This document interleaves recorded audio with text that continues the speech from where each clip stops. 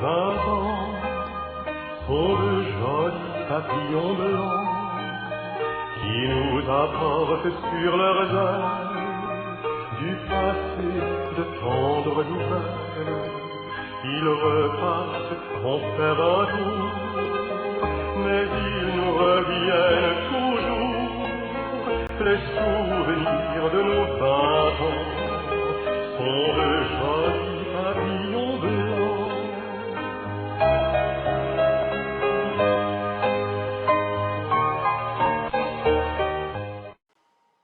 Oui, bonjour, mon nom est Gilles Lessard. Je vous invite aujourd'hui à notre nouvelle entrevue. Comme vous savez, vous en avez sûrement déjà vu passer sur Facebook. Pourquoi on fait ça? C'est pour souligner les fêtes du 150e d'Isbratton puis de la paroisse Sacré-Cœur de Jésus. Nous, notre volet, c'est plutôt le volet commerce. Notre but, c'est de rencontrer des commerçants qui ont œuvré à Isbratton. Il y en a peut-être qui œuvrent toujours à Isbratton, mais il y en a plusieurs qui ont passé dans la belle histoire d'Isbratton des années 70, 80, tout ça. Aujourd'hui, on va rencontrer M. Germain Gilbert puis Martial Gilbert, deux frérots, qui ont tenu un marché qui s'appelait le marché familial Gilbert, une épicerie. On va leur demander aujourd'hui de nous parler de ça, de nous raconter leur début, l'évolution du commerce et tout. C'est que ça me fait plaisir de vous les présenter. C'est que Martial, puis Germain, bienvenue. Merci d'avoir accepté notre invitation. Voilà. Bon, ben Germain puis Martial, maintenant, ça va être le temps de parler de vous deux. On va commencer par vous demander, quand vous étiez jeune, est-ce que vous êtes natif d'Isbratton, puis ça a été quoi vos premières expériences de travail avant d'en arriver à devenir épicier? C'est que je vous laisse parler tous les deux. Ouais. OK, moi c'est Martial. On a été élevé dans le rang 4, sur une ferme, naturellement. Et sur une ferme, ben, on sait que, bon, il faut mettre la main à la pâte. On a travaillé beaucoup. De toutes les tâches, on les a fait. Et puis, à un moment donné, mon premier emploi, moi, je suis allé travailler à Sainte-Marie-de-Beauce. Dans ce temps-là, 66 cents de l'heure, c'est très différent de ce qu'on peut trouver aujourd'hui. Et puis, quelques mois plus tard, ben, je suis allé travailler à Montréal. Il y en avait plusieurs de mes amis qui s'en allaient travailler à Montréal. Bon, ben, j'ai dit, je vais y aller. Et puis, il y a un de mes oncles là-bas qui m'avait donné un contact. Il m'avait fait rentrer chez un plombier. Il lui avait dit que j'avais de l'expérience, mais c'était pas vrai du tout. Mais quand même, j'ai travaillé quelques mois avec ce monsieur, le plombier, fait qu'il m'a appris des choses. Et puis, quelques mois après, là, j'ai donné mon nom à Topford. Il y avait Lionel Pelchat, la plomberie centrale Pelchat. Lionel Pelchat, c'est un monsieur de Trine Jonction. Alors, il dit oui, il dit c'est correct. Fait que je me suis en allé travailler là en 64, 65 à peu près. Et puis là, j'ai appris mon métier de plombier. Et puis en 1967, je me suis marié. Là, on s'est allé en logement à Thetford.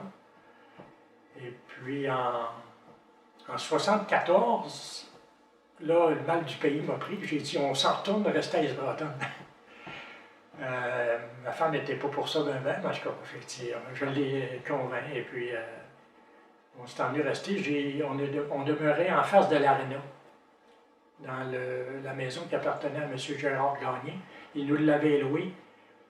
Il dit, regarde, je la loue, mais il dit, je vais la reprendre dans 2 ans à peu près. OK, fait que là, on est resté là. Mais là, après ça, au bout d'1 an et demi, il avait besoin de sa maison. Alors, j'ai déménagé dans la rue Grégoire. Et on n'a pas été longtemps là, encore 1 an et demi. Et là, après ça, ben, j'ai construit ma maison en 1978. Mais avant ça, ben là, il y a l'historique de l'épicerie.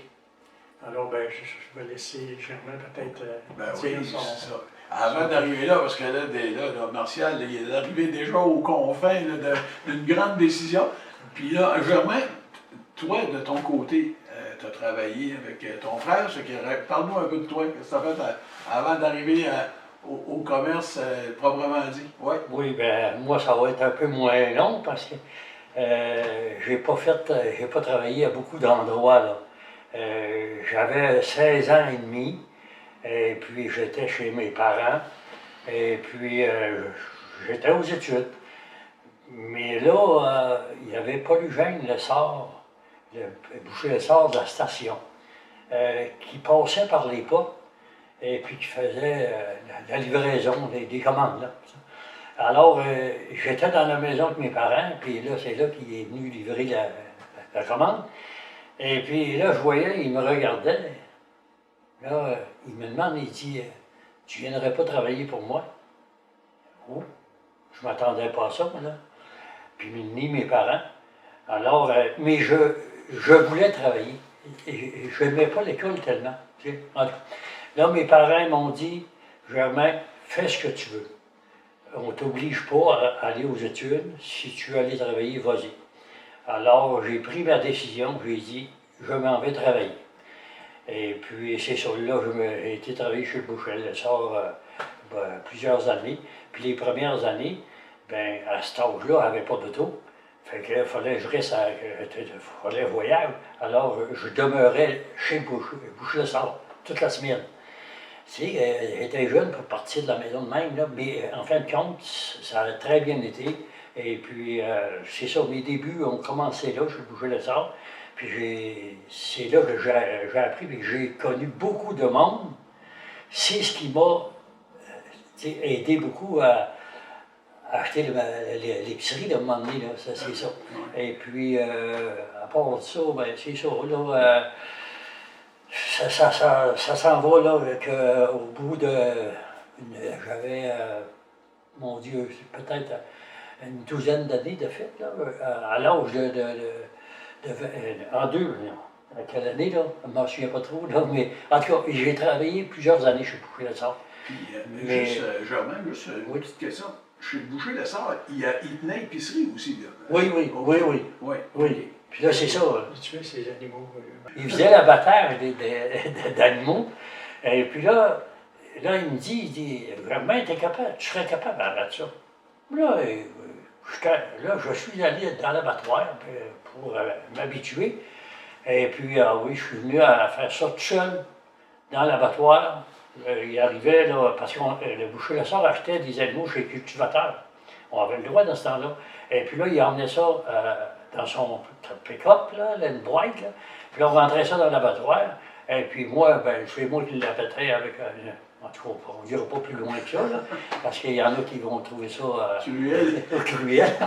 Et puis, oui, j'ai fait ça longtemps. Et puis après ça, mon Dieu, j'ai fait de la livraison par les portes. Puis, le métier de boucher, là, moi, je ne connaissais pas ça. J'avais jamais travaillé dans ça. Mais j'ai suivi un cours pas trop longtemps là, non plus. Là. Puis le boucher Lessard, c'est sûr qu'il n'en connaissait pas beaucoup non plus, lui. Fait que, mais moi, je m'en allais souvent dans les supermarchés, là, les plus grands magasins. Puis j'allais voir les départements de viande. Puis il n'y avait pas besoin de me le faire devant moi. Si je voyais une coupe de viande, il me disait je suis capable de la faire. Et puis j'ai appris de même, puis des recettes, puis des. C'est ça. Tu as fait ton propre apprentissage en regardant le monde travailler, puis là, toi, tu t'enregistrais. Là, toi, exact. T'es devenu un Ricardo c'est ça. Et puis j'aimais tellement travailler dans ça. Aujourd'hui, je fais ma popote tout seul, puis j'aime ça, faire des nouvelles recettes, puis c'est ça. J'ai toujours aimé ça. Puis je vous pose une question à vous deux. Là, à un moment donné, vous avez été élevé sa ferme familiale, ça, puis il y avait aussi l'historique. On avait des mines aussi dans le coin. Avez-vous déjà eu l'idée soit de continuer à exploiter la ferme familiale ou de vous en aller travailler aux mines? Ça vous a-tu déjà passé par la tête ou c'était pas dans vous pantoute? Non, moi, non, d'aller travailler à la mine, non, ça m'a jamais trotté dans la tête. OK. Non. Germain non plus? Ah non, ça s'est fait tellement vite aussi. Là. Moi, là, quand j'ai commencé à travailler, je pensais jamais là, d'aller travailler jeune de même non plus. Là. Mais j'ai sauté sur l'occasion parce que j'aimais pas l'école, c'est comme j'ai dit tantôt, puis je l'ai pris. Ça s'est présenté, alors j'ai sauté dessus. C'est ça. Puis là, si vous voulez, ça a été agréable d'écouter vos débuts, vos expériences de jeunesse au niveau du travail. Là, maintenant, on va vouloir entendre parler. Quand est-ce que c'est venu dans votre tête, cette idée-là, d'acheter une épicerie?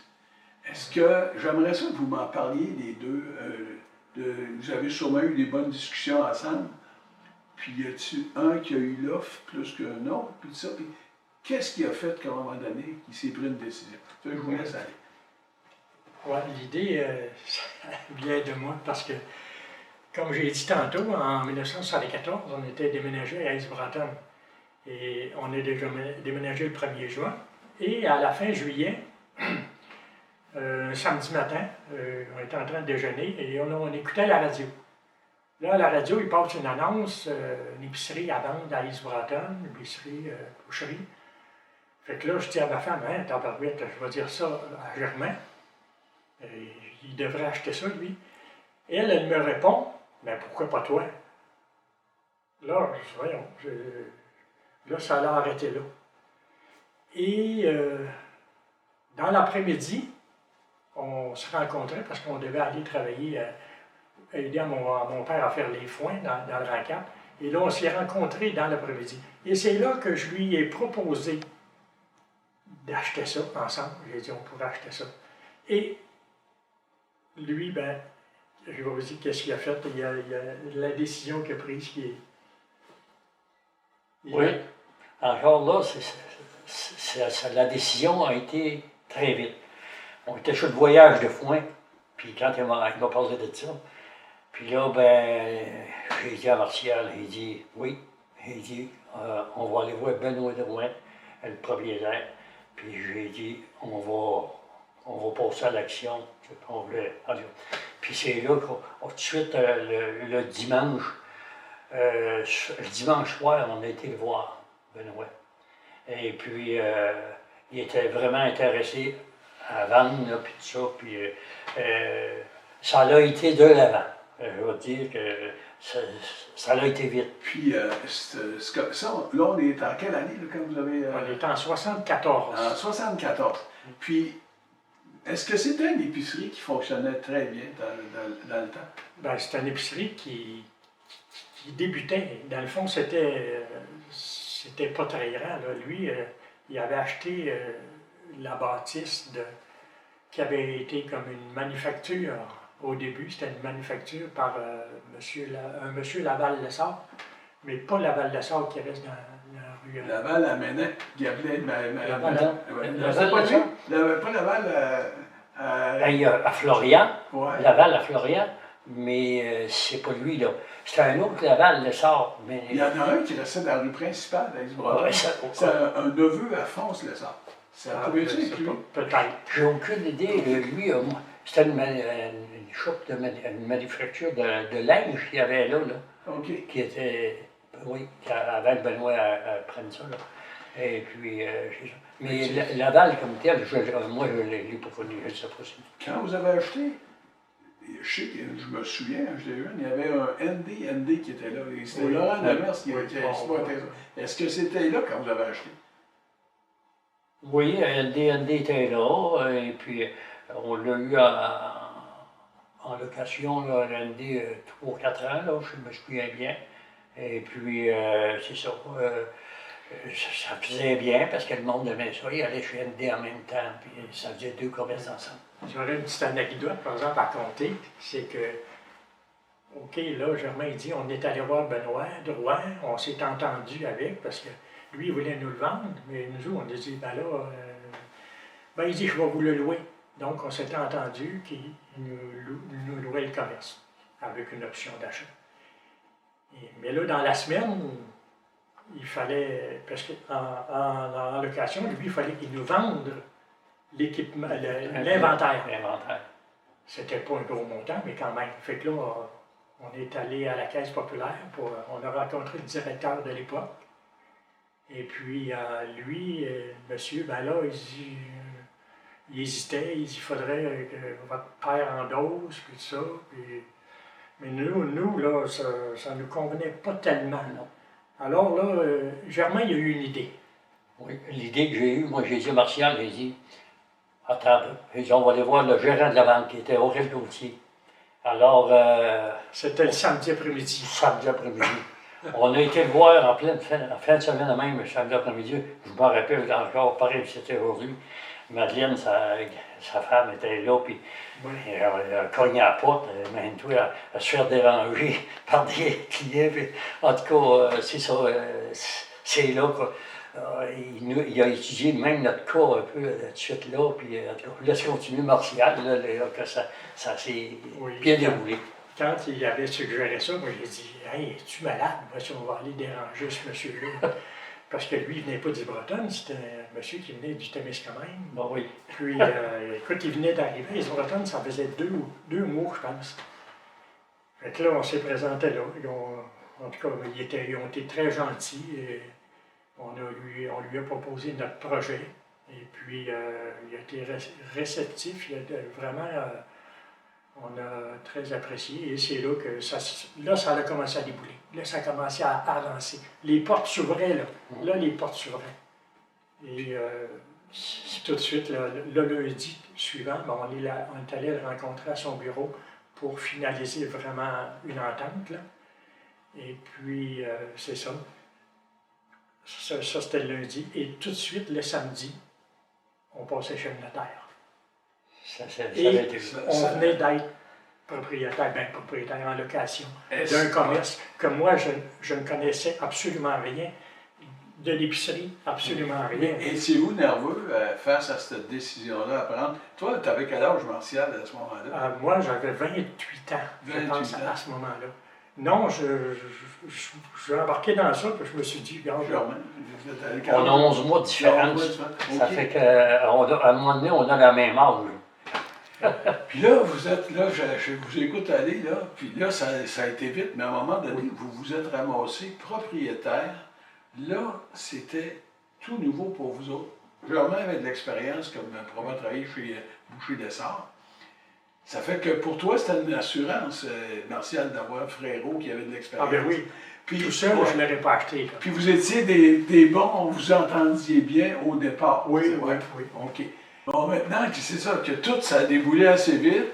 À un moment donné, la rencontre avec le banquier, avec le notaire, là, vous vous ramassez propriétaire d'une épicerie. Mais là, vous avez à commencer à ça. Parce qu'on sait que Germain a de l'expérience chez le Boucher Dessart. Martial, c'est un gars qui est prêt lui aussi. Vous avez conclu une entente. On se part en affaires. J'aimerais ça que vous me parliez. Vous commencez, vous arrivez, il y a déjà des employés qui sont là. Vous êtes les nouveaux proprios. Parlez-moi de votre première semaine de travail. Oui, la première semaine de travail, c'est sûr, moi, c'était tout de l'inconnu pour moi. Mais Benoît, il nous a guidés. Moi, dans l'épicerie, Benoît m'a guidé. Et aussi, on était chanceux, il y avait deux employés quand on arrivait là. C'était pas gros, là. Il y avait Gisèle Grenier et Fernand Lessard. Fernand, qu'on appelait Tipit. Et Gisèle aussi, elle nous a guidés, puis elle nous a tout montré ça. Et on a appris, c'est comme ça, on a appris avec le temps. Exemple, Benoît Drouin, lui, il allait tous les dimanches soirs au marché central à Montréal chercher des fruits et légumes. Dans les Bretonnes, c'était renommé qu'il y avait des très beaux fruits et légumes à ce marché-là parce qu'il allait les chercher directement au marché. Et là, ben, lui, il m'a dit, tu vas venir avec moi, je vais te montrer ça. Puis Germain est venu avec moi quelques fois aussi. Donc, à tous les dimanches soirs, à 8 h, on partait pour monter à Montréal, au marché central. On commençait à faire les achats à minuit et demi. On achetait là jusqu'à vers 4 heures du matin, 4-5 heures, et là, il fallait revenir. Là, on n'avait jamais dormi. Là. Et là, en arrivant ici, il fallait décharger ça, placer la marchandise. Fait que, mais quand même, c'est ce qui amenait de l'eau au moulin. Les gens ils appréciaient beaucoup. C'est sûr que le stock, les légumes, c'était frais. Moi, là, j'en revenais pas, là. Là-bas, là, au marché central, Martial là, courait d'un bord à l'autre avec les producteurs. Puis là, il fallait avoir les meilleurs prix, puis la qualité, là, des fois, il y en a qui étaient moins beaux que d'autres, les choux, les carottes, n'importe quoi, là. Mais moi, je n'en revenais pas. Moi, je disais, moi, j'ai été moins souvent que lui, là. Lui, il a été souvent, il a amené à plusieurs reprises soit des chums, j'emmenais des amis. Des clients. Il y avait même des clients qui allaient avec lui pour voir en même temps. Puis ça, excuse, Martial, t'avais quel véhicule pour faire ça? On avait une minivan, là. C'est sûr que dans ce temps-là, pour te dire que c'était pas tellement gros, on n'avait pas des ventes extraordinaires dans ce temps-là, c'est sûr. Aujourd'hui, on ne parlerait plus de ça, ça prendrait même une année, je me souviens, Jean Turcotte, il était venu, il avait envoyé son chauffeur avec son gros camion pour venir chercher le stock au marché central. Ah oui, Jean, on avait dit ça, que j'avais pas de camion disponible, fait qu'il avait dit, Martial, vas-y chercher tes légumes, j'ai dit, je vais y aller, t'es chercher. Est-ce que vous avez changé beaucoup de choses suite au début, vous avez continué à fonctionner exactement comme c'était au moment où vous avez acheté? Puis comment vous avez réparti le travail? Là? Vous aviez déjà 2 employés, vous autres étiez les 2 proprios. Comment vous organisez ça, de votre semaine de travail? Parce que vous étiez ouvert. Étiez-vous ouvert 7 jours sur 7? Non. Puis, vas-y donc, Germain. Non, c'est ça. Le lundi, on était fermé au début. Okay. Puis après ça, le lundi après-midi, c'était ouvert. Ensuite de ça, les samedis après-midi, c'était fermé. Et dimanche aussi. Dimanche aussi. Puis, c'est ça. On était ouvert seulement 2 soirs semaine. Ouais. Jeudi soir, vendredi soir. Les heures d'ouverture n'étaient pas comme ça aujourd'hui. On avait plus de temps. Puis qui s'occupait de quoi? Ben, moi, j'ai pris par défaut l'épicerie parce que Germain, lui, il a pris la boucherie, c'est évident. Donc, moi, j'ai appris à faire fonctionner l'épicerie. Et là, il y avait de la comptabilité aussi. Donc, j'ai appris à faire la comptabilité. Et puis, j'y allais petit à petit comme ça. Et c'est comme ça qu'on a continué. Puis quel impact que ça avait sur votre vie? C'est sûr que l'épicerie, c'est votre travail, mais vous aviez une autre vie aussi, en dehors de ça, mettons, au niveau avec ton épouse, Germain, dans votre vie, est-ce que l'épicerie prenait toute la place ou vous gardiez un peu de loisirs? Bien, moi, je peux dire, au début, c'était quand même vivable parce que, comme on a dit, on était ouvert du lundi midi au samedi midi et seulement 2 soirs semaine. Mais quand, à un moment donné, on s'est mis à ouvrir 7 jours semaine, 7 soirs, et moi, j'aimais ça être là. Donc, ça veut dire que je partais le matin de chez nous, moi, à 5h30, 6h, pour m'en aller travailler. Souvent, les enfants étaient encore dans le lit. On se voyait au souper. Je retournais travailler, mais quand je revenais le soir, il était 10h, 10h30.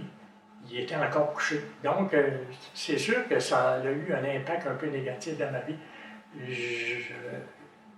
Beaucoup d'heures passées. Ouais. Puis Germain, toi, tu as parlé tout à l'heure, excuse, l'avais-tu... non, c'est correct. Puis Germain, toi, tu disais, là, quand vous avez commencé, il y avait Gisèle, il y avait Pitt, ça. La boucherie, Pitt, étais-tu à la boucherie dans ce temps-là? Y avait-tu une boucherie? Ou c'est toi qui l'as parti quand vous êtes arrivé là-bas? Non, il y avait une chambre froide, là, okay. Mais il n'y avait pas de comptoir, pas de service. C'était vraiment restreint. Oui, c'était restreint. Ouais. Puis j'ai commencé un peu tout seul, là, mais pas longtemps après, j'ai engagé mon premier employé qui était Mario Breton. Ouais. Et puis, c'est là que ça l'a C'est là qu'on avait fait la première agrandissement du magasin, ça a été la boucherie. La boucherie. C'est ça. Et c'est là que. Puis, si je me souviens bien, vous aviez une très bonne réputation au niveau de la boucherie. Peut-être parce que je sais que les fruits et légumes, ça c'est non contestable. Il y a des bons fruits et des bons légumes. La boucherie, je sais que ça a été renommé aussi. Il n'y a pas un Denis Manard qui a travaillé aussi pour vous autres. Il a travaillé avec vous autres? Mais ça, C'est plus loin. c'est pas mal plus loin. Ah, OK. Avant ça, moi, je vais vous expliquer, c'est que dans ce temps-là, on avait le droit d'acheter de la viande de nos cultivateurs d'ici. Alors, moi, j'avais des clients, je pourrais en nommer, qu'ils venaient à l'épicerie, puis que je savais qu'il y avait du bœuf, c'était la qualité. C'était, quand j'achetais du bœuf d'eux autres, alors j'achetais la viande directement des cultivateurs, et puis là, eux autres, ils faisaient l'abattage. Je ne sais pas s'ils allaient le faire abattre à un abattoir, peu importe, mais ils m'apportaient ça, la viande. Et puis, c'est ça. J'en ai toujours. Puis là, il n'y avait pas de comptoir tellement, là, mais toute la viande, ça allait en quartier. Mettons que quelqu'un me demandait un rôti de palette, n'importe quoi, bien, il n'y en avait pas dans le comptoir. Il fallait que j'aille dans la chambre froide, je ramassais mon bloc de bœuf qui était la palette avec la côte croisée. En tout cas, ainsi de suite, toutes les parties du bœuf étaient toutes dans la chambre froide. Puis là, je faisais ça devant le client même. Et si le client voulait avoir un steak, c'est la même affaire. C'était tout fait à la journée même, tu sais. Fait que c'est ça. Et puis là, c'est ça, c'est Mario Breton qui a conseillé, comme je disais tout à l'heure, puis Denis Manard, ça a été ça en dernier. Plus tard. Oui. Lui, c'est ça, je m'excuse Martial, c'est ça, là, je comprends. Parce que Denis, quand il avait une épicerie lui aussi, puis c'est quand il a vendu son épicerie, je pense qu'il s'est en allé chez vous. Mais là, j'aimerais ça, Martial, puis vraiment que vous nous parliez de la concurrence. Parce que là, parlez-moi du développement que vous avez fait au fil des années, mais comment vous avez réussi à combiner avec. Parce qu'il n'y avait pas juste une épicerie dans le temps. Hein, fait que je te laisse aller, Martial. Ouais. Effectivement, au début, dans les années 1974, je me souviens qu'il y avait 8 épiceries et dépanneurs. Mais c'était correct parce qu'il n'y avait pas de compétition. À Thetford, ça n'existait pas. Ça. Les gens n'y allaient pas faire d'épicerie à Thetford. Ça n'existait pas, ça. Et puis, donc, ici à Isbretonne, la plupart des gens ils travaillaient à la mine carrée. Donc, c'était des bons salaires. Et il y avait les familles, c'était des familles des fois plus que 2 enfants. Aujourd'hui, c'est 1 enfant, 2 enfants. Mais pendant ce temps-là, les familles étaient plus grosses et les jeunes familles, c'était plus des jeunes familles dans ce temps-là qu'aujourd'hui. Aujourd'hui, il y a beaucoup de personnes âgées dans le village, mais dans le temps, alors la compétition, c'est ça. Pour les 8 épiceries, la part du gâteau se partageait assez bien. C'était quand même. Puis il n'y avait pas de tension entre les épiciers quand vous vous rencontriez, là. Vous étiez chum ou il n'y avait, pas on n'a jamais eu de problème pour ça. Pas de coups bas, il n'y avait pas de coups bas qui se donnaient, non? On ne s'est jamais chicané avec personne, on s'entendait, même on se parlait sur puis même, je peux vous dire que l'année de la grève de la carré dans les années 80. Début des années 80. 1, 2, 3, je ne sais pas trop. Bon, les épiciers, on s'est tous rassemblés ensemble pour faire un seul circulaire et pour mettre les prix plus agressifs pour aider les grévistes. Parce qu'on sait qu'ils ont grévé quelques mois. Donc, tous ensemble, on faisait un circulaire, mais avec des prix encore plus importants pour aider les travailleurs. Ah, c'est des bonnes initiatives, ça. Puis c'est des points importants que vous soulignez là, la grève, puis aussi le fait que les gens, vous étiez autosuffisants dans Isbretonne, les gens n'allaient pas acheter ailleurs comme c'est malheureusement le fait aujourd'hui. C'est sûr que les gens surveillent les prix, tout ça, il n'y a plus de carré. C'est un gros employeur, il y avait des salaires qui étaient quand même très intéressants. Puis les gens dépensaient, c'était la même affaire si on fait le parallèle avec les postes de garage, il y avait des garages, il y avait des hôtels. 4-5 hôtels, ça vivait dans le temps. Hein, les hôtels, il y avait la manufacture de couture, il y avait des magasins de chaussures, il y avait 2 magasins de meubles, il y avait 2 magasins de lingerie pour dames, il y avait une mercerie pour hommes, il y en avait... Ça l'amenait. On n'avait pas besoin d'aller à Thetford. On avait tout ce qu'on avait besoin ici. Ça l'amenait du monde d'en dehors aussi, là. Il ne faut pas se le cacher, ça. Parce qu'il y avait de tout à East Broughton, comparé d'aujourd'hui. Mais j'aime ça, Germain, je m'excuse. Martial, tantôt, tu as souligné un point que je trouve drôlement important. Puis que c'est pas parce qu'il n'y a plus de grève que les gens ne peuvent plus faire ça. De dire, nous autres, on est capable de former une bonne équipe, puis de s'autosuffire. Puis de dire là, que des épiciers se rencontrent puis qu'ils se donnent une ligne de conduite. Moi, je pense que, je fais juste un aparté là-dedans, là, pour ceux qui nous écoutent, là, qui suivent nos chroniques, nos interviews, il y a des belles leçons à les tirer de ce que vous avez fait dans le passé. Puis, des fois, on dit, comment ça qu'on pourrait se développer autrement, East Broughton, puis devenir sur la sellette? De dire, avoir, nous autres, notre propre identité. Puis, d'aller chercher, parce que moi, je vais vous dire, par expérience, j'ai fait pas mal de villages après avoir pris ma retraite à l'hôpital, puis j'ai vu des initiatives intéressantes pour développer des villages. Ça fait que j'aime ça, vous parler avec les anciens commerçants ici, puis j'apprécie au plus haut point. Fait que, voilà, maintenant, c'est ça. Là, les années passent. On a parlé tantôt de développement. Vous êtes développé. Pouvez-vous nous parler un peu des principaux développements qui sont ajoutés au fil des années? Puis, après ça, on va parler un petit peu de commencer. Vous avez eu l'idée d'acheter, mais à un moment donné, vous évoluez. Après ça, on va parler de l'idée de... Ce serait peut-être le temps d'arrêter. Ça fait que là, allez-y avec vos développements. Je vous laisse parler. On a dit tantôt que notre premier agrandissement, ça avait été la boucherie, le département de boucherie qu'on avait équipé un peu plus à la mode. Là. Après ça, à tous les 3 ou 4 ans, on s'organisait pour rénover l'équipement, rénover l'intérieur ou l'extérieur de la bâtisse. À tous les 3 ou 4 ans, on s'était fixé de faire une rénovation. Donc, la deuxième qu'on a faite, ça a été du côté des NDND parce que lui, suite à l'incendie qu'il y avait eu, il y avait eu un petit incendie, lui, il a décidé de se relocaliser en bas, là. Maintenant, c'est Poirier qui est là. Oui. Là, on en a profité pour prendre l'espace que lui a libéré. Et là, on a agrandi les départements de fruits et légumes. Et je me souviens qu'on avait changé le bureau de place aussi. Donc, on améliorait notre offre, on améliorait la qualité.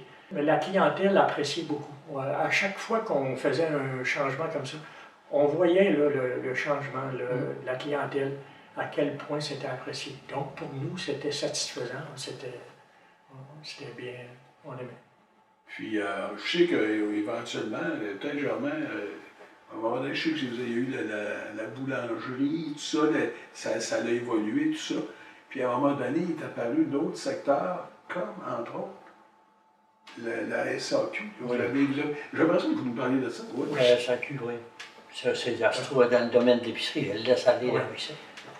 Oui, justement, la boulangerie, ça a été un événement marquant, je pourrais dire, parce que ça, la boulangerie, moi, je visitais des épiceries là, le lundi matin parce qu'on était fermé. À tous les lundis matins, moi, je visitais, je m'en Québec. J'ai fait toutes les épiceries qui pouvaient exister, puis là, je regardais. Puis là, j'avais hâte d'avoir la boulangerie. Mais le jour où on a ouvert la boulangerie, là, la clientèle, je me souviens, là, ça l'attendait à la file pour avoir les pains chauds. Ah oui, ça a continué ça, pendant quelques semaines. Les 2 filles qui étaient à la boulangerie, là, ils fournissaient pas. Les gens ils attendaient. Prends lui, puis l'autre, regarde. Ça a été un événement assez marquant, ça. Et puis après ça, évidemment, il y a eu la Loto-Québec, il y a eu la SAQ, ça aussi, ça a été très apprécié. Un autre événement marquant aussi dans l'épicerie, ça a été quand le gouvernement a décidé d'introduire le vin dans l'épicerie. Ça a été drôle parce que Tu sais, là, tout le monde voulait goûter à ça, le vin. Puis là, dans ce temps-là, il y avait le bébé doc, puis le forêt noir. Hey, là, seulement, hey, il est-tu bon ce vin-là? Aujourd'hui, ben, on voudrait plus. Non, mais ça, les jeunes, On ne connaissait pas d'autre chose. Non, mais les Québécois, faut dire, d'être devenus des connaisseurs de vin, Ah oui. on peut dire que, mettons, à partir des années 80, avant ça, boire du vin à la table, d'avoir des petits soupers le samedi soir bien arrosés, tout ça, avec un bon vin, ça faisait pas partie de notre culture. Non. Puis c'est ça, les gens du bébé doc, puis ces histoires-là, mais maintenant, il y a même des vignobles au Québec, là, on a des très bonnes cuvées.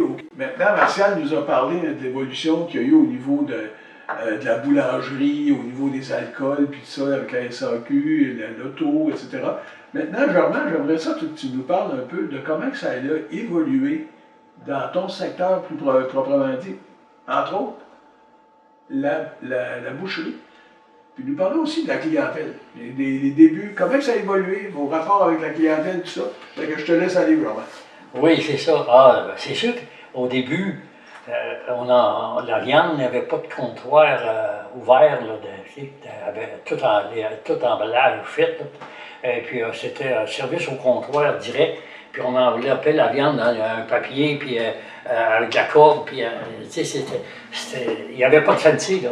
Mais là, c'est ça, à un moment donné, il y a eu du progrès. Et puis, c'est ça, il y a eu l'agrandissement de la boucherie. Et puis là, c'est ça, je voulais souligner que le client, moi je travaillais chez Boucher-Lazare, comme j'ai dit, puis quand on a pris ça, on a pris le département de viande, bien là, il ne faut pas se le cacher qu'il y a beaucoup de monde qui sont montés au village, ils ont resté mes clients. Puis j'appréciais ça, puis j'aimais mes clients chez Boucher-Lazare, puis j'ai toujours aimé les clients. C'est super. J'aime le public. Et tout a été de même. Et puis c'est ça. Et puis là, la progression, moi j'avais même des clientes, des personnes qui étaient parties d'Isbroton, mettons mariées, puis qui restaient en dehors, qui sont restés des clients de viande, qui venaient acheter leur viande, ils m'appelaient puis ils disaient « Hey Germain, tu vas nous préparer notre commande de viande. » Puis là, c'était moi, il voulait parler à Germain. C'était pas un employé, c'était Germain. Fait que là, c'est ça. Ils prenaient leur commande par téléphone, puis là, ils venaient chercher ça. J'en avais de Sainte-Marie, j'en avais de Thetford Robertson, mon Dieu. Puis on avait des clients de... Puis ça, Germain, il y a un mot aujourd'hui pour ça, hein? C'est qu'on appelle la fidélisation de la clientèle. Le service que tu leur donnais, c'est sûr que tu leur donnais un petit plus qui faisait que les gens, ce qu'ils voulaient, c'était retourner chez toi pour avoir la qualité du produit que tu leur offrais, puis la qualité de la réception de la clientèle aussi. Fait que ça, des fois, il y en a des jeunes qui se demandent c'est quoi les recettes du succès. C'est pas vraiment compliqué. Tu offres un bon service, tu es courtois avec les gens, tu es disponible. Puis je pense que c'est ça qui a fait de votre succès, les frérots Gilbert. Je te laisse aller, oui. C'est sûr que ça a été un plus. Parce que on prenait le temps de parler aux clients. Et puis, les clients, c'était pas juste un client, c'était des amis. On devenait amis avec nos clients. Puis c'est ce qui fait être fidèle aux clients, puis dire, leur demander s'ils avaient passé une belle semaine, puis tout ça, et ainsi de suite. Là. Tu sais, le client, il apprécie ça, d'être bien reçu. C'est très important. Puis ça, c'est dans n'importe quel domaine, il faut le souligner. Si tu vas dépenser une somme d'argent, je sais pas, tu vas t'acheter un vêtement, puis la personne ne te regarde même pas. Oui. Ça fait que, dans ce temps-là, on disait oui, on s'autosuffisait, mais il y avait un petit quelque chose qu'aujourd'hui on enseigne dans les écoles. On dit aux gens qui veulent s'en aller en affaires, ça s'enseigne pas cette affaire-là, mais on vous donne, on vous montre les clés du succès, c'est à vous à les prendre. C'est ça. Puis j'aimerais ça que tu poursuis encore avec, si tu as d'autres choses à dire sur la clientèle, puis la rétention de la clientèle. C'est sûr que ça amène de l'ouvrage, c'est important. Puis tu nous as parlé aussi de clientèle qui venait aussi d'ailleurs, aussi de la région. Vous avez des... Oui, c'est ça. Nous autres, on avait une clientèle qui n'était pas juste East Broughton. On pouvait avoir Tring Jonction, Saint-Jules, Saint-Pierre, Saint-Fédéric, Robertson, Sainte-Clotilde. Moi, j'ai une anecdote à vous conter. C'est que quand on avait fait l'ouverture de notre magasin, Benoît Drouin nous avait dit « Je me charge de faire votre publicité avec des haut-parleurs. » Alors, moi, il dit à Martial, il dit « On va falloir acheter plus. » Puis ça, on avait acheté plus. Mais on ne pensait pas que Benoît Drouin allait faire la publicité qu'il a fait. Là, il a pris les haut-parleurs, il a été à Saint-Pierre, Sainte-Clotilde, Saint-Jules, Saint-Fédéric, Tring-Jonction. Et puis vous savez que Benoît Drouin, il était capable de parler. Ah oui. Je peux vous dire une chose, qu'on a manqué de stock. C'était incroyable. Mais c'est des méthodes du temps. Oui. Mais ça marchait. C'était une personne qui est convaincue de son affaire, puis qui est convaincue de la recette du succès. Il est capable d'aider les autres. C'est ça l'esprit d'équipe. C'est beau de vous entendre parler parce que vous allez vendre des concepts. Il y a des gens, parce que ce qu'on souhaiterait, c'est que les jeunes qui nous écoutent, qui n'osent pas des fois se lancer en affaires de ça, il faut oser. Puis offrir quelque chose des fois qui n'est pas offert par d'autres, ou encore le bonifier, c'est important. C'est que je suis bien content, comme Claudia disait, c'était intéressant de vous entendre. Maintenant, j'aimerais ça, étant donné que notre temps est limité, là, les années passent, OK? Là, vos enfants vieillissent et tout. Vous commencez le poids des années commence à se faire sentir. Comment ça a évolué? Pendant combien de temps que vous avez opéré? Puis quand est-ce que vous avez pris la décision que là, ce serait peut-être le temps de passer le flambeau? Que je vous laisse aller. Premièrement, la première décision qui a été prise dans ce sens-là, c'est Germain qui l'a prise en 2001. Je vais vous dire qu'est-ce que... Oui, c'est ça. En 2001, Éric, le fils à Martial, travaillait déjà, il avait commencé à travailler à l'épicerie avec nous autres. Mais moi, je commençais à être fatigué un peu. Pas fatigué du public, parce que j'aime encore tout le monde. Mais j'avais 54 ans. Alors, j'ai dit à Éric, j'ai dit, si ça t'intéresse, j'ai dit, je pourrais te vendre mes parts, parce que moi, j'aimerais ça me retirer. Alors, vu que Éric, le fils de Martial, il a pris ma place, et puis moi, c'est sûr que j'ai été peut-être une couple d'années à faire des heures un peu, parce que je ne voulais pas laisser toute ma clientèle de coucher de même drastique, parce que je me serais ennuyé de tout le monde. Là. Fait que c'est ça, j'ai continué un peu à faire des heures, mais au bout de 2 ans, là, j'ai coupé. Parce que, c'est ça, moi, j'avais acheté l'érablière de ma mère, que mon père était décédé, là, puis je me suis dit, avec mon érablière, ma terre, là, je vais être capable de me désennuyer en masse. Puis, je sais ce qui est arrivé, c'est que j'ai aucun regret, je suis fier de la décision que j'ai prise. Ça m'a permis de vivre d'autres choses. Puis là, ça fait plusieurs années que je fais les chutes, puis améliorer les choses. Puis c'est comme d'autres choses. Puis c'est ça. Moins de stress. C'est ça. Parce que tu parles de stress, Martial, tantôt tu parlais de quand tu allais avec Benoît Drouin à Montréal. Ah, oui, c'était une vie. Vous étiez plus jeune, mais c'était demandant. Ah oui, au début, oui, c'est sûr. Parce que surtout quand tu ne connais pas le domaine du tout. Puis là, il fallait négocier avec les fournisseurs là, sur le terrain. Là, tu faisais semblant de connaître ça. Puis dans le fond, je ne connaissais pas ça beaucoup. Hein. Tu as le produit Tu as pris ton expérience J'ai pris l'expérience sur le tas, c'est ça. Et puis, c'est ça. C'est quand Germain est parti, là, moi, ça m'a donné la chance de travailler avec mon fils. On est devenus copropriétaires de l'entreprise ensemble.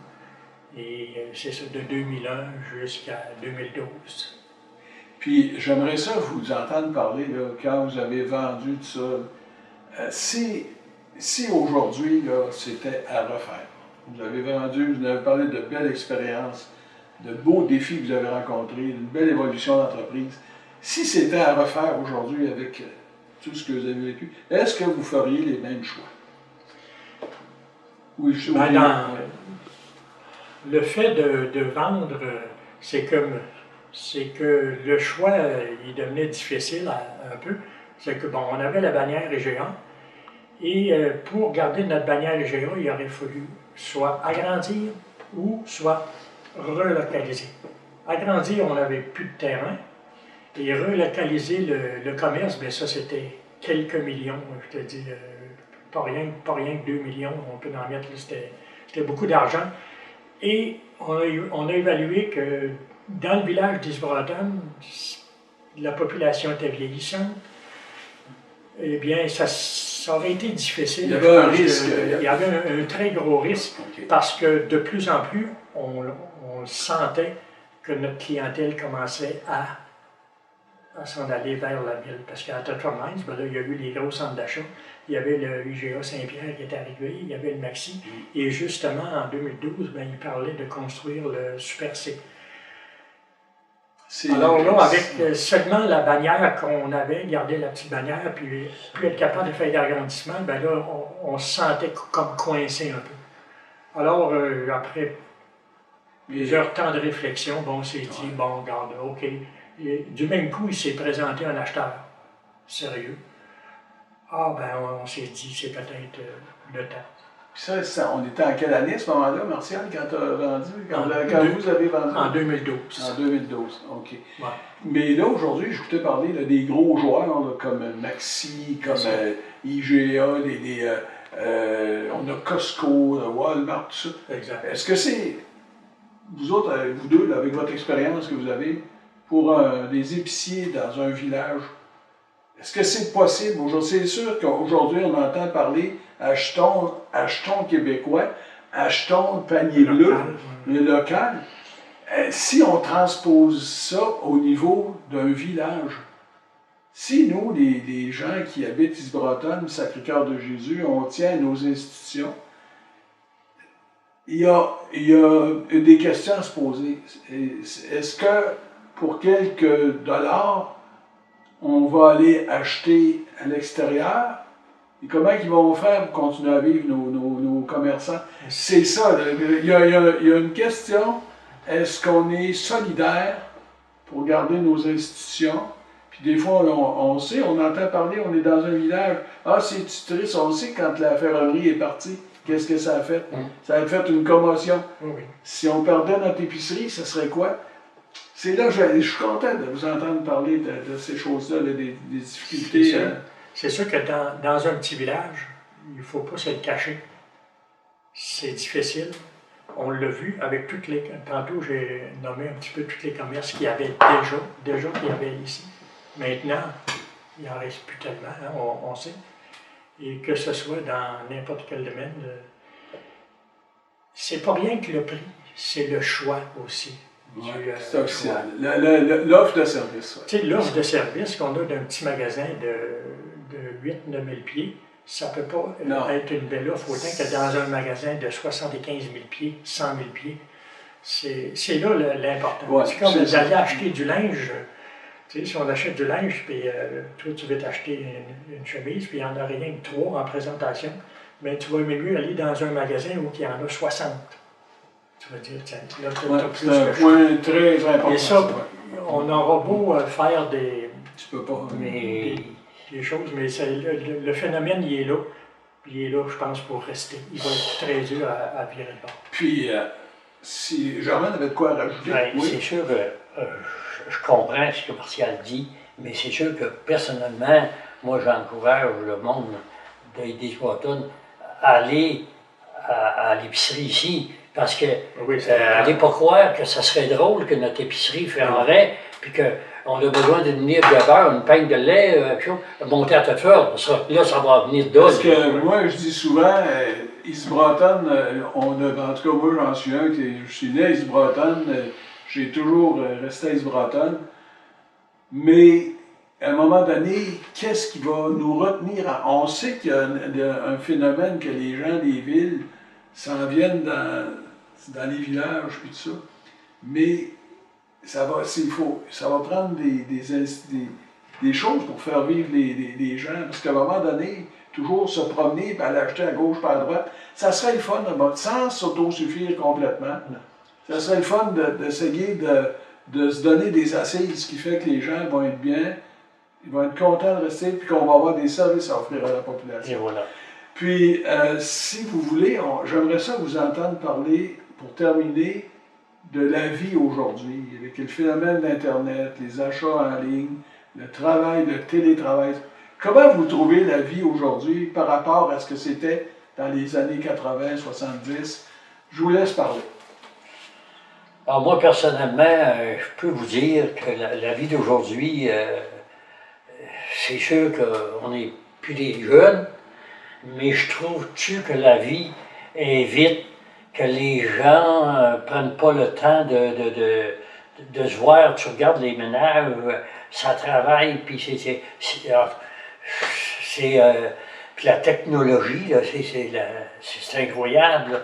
Aujourd'hui, je regarde faire les jeunes, ils ont affaire à parler à leur conjoint. Ils sont peut-être à 25 pieds, puis ils vont texter.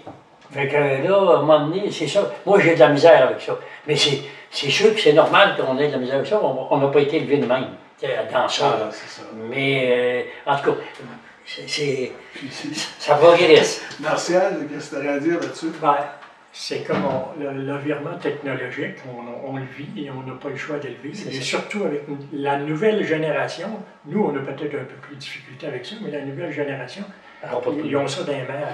Mais c'est quand même, oui, il y a quand même du bon dans ça. Tu sais, à un moment donné, si on compare l'Internet d'aujourd'hui à ce qu'on n'avait pas il y a 30, 40 ans, c'est extraordinaire.